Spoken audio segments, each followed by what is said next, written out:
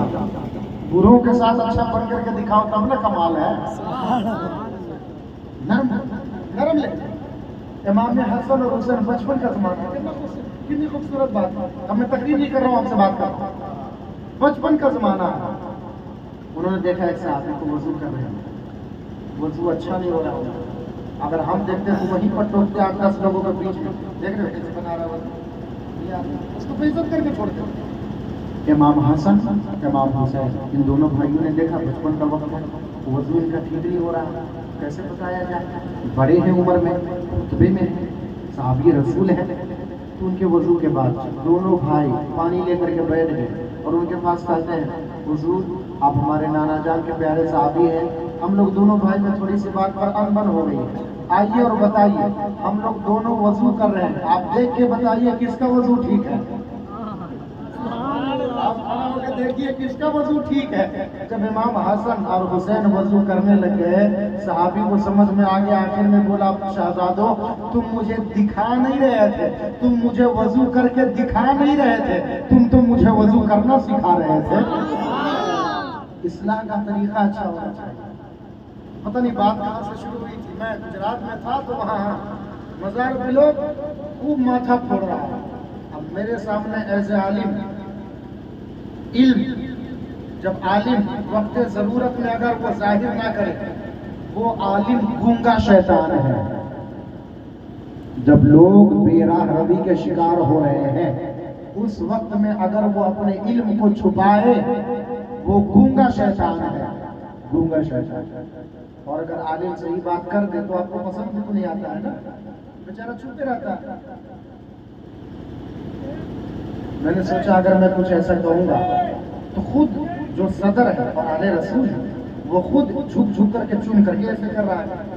میں کھڑا ہو گیا، لائن پہ آ گیا. یہ اہل رسول ہے بھائی، یہ ہمارے سر کے تاج ہیں، ان کے لیے تو الگ بات ہے.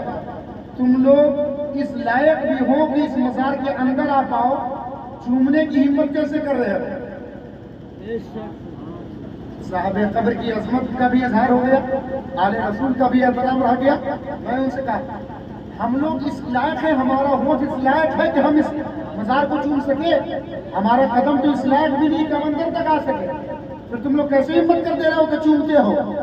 اس کے بعد میں نے لوگوں کو سکھایا اگر چومنا ہی ہے چادر کو تو میں نے بیٹھ کر کے طریقہ سکھایا کہ سجدے جیسی کیفیت نہ بنے اور اس طرح چوم کر کے چلے جانا.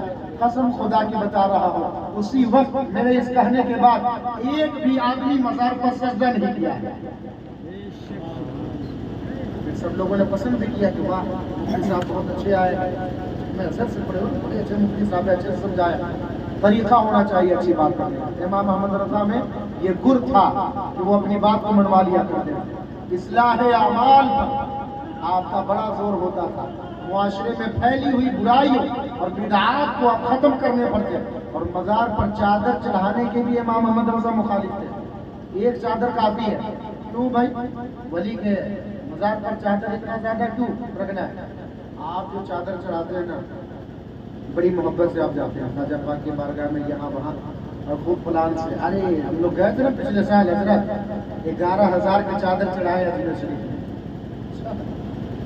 11,000 کا آپ نے چادر چڑھائی. یہ مجھے بتائیے وہ 11,000 کی چادر کس کے پاس ہے؟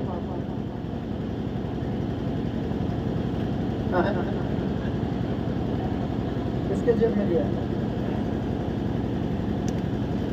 کیا اس چادر سے ولی کو کچھ فائدہ یا نقصان ہوا ہے؟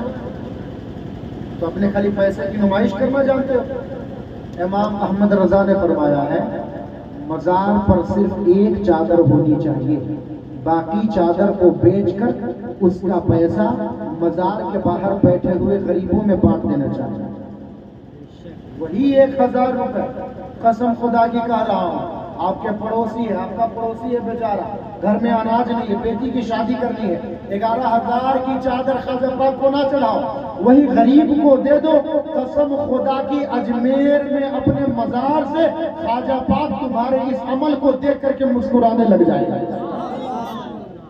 اس طرح کیا جاتا ہے. پکے سنی بنو، عمل کرنے والے سنی بنو، سچے اور پکے بریلوی بنو، اعلیٰ حضرت کے ماننے والے. صرف आला हजरत के नाम पर मुस्तफ़ा जान रहमत याद रख लिया है नहीं। इमाम अहमद रज़ा बहुत बड़ा मुफ्ती भी था।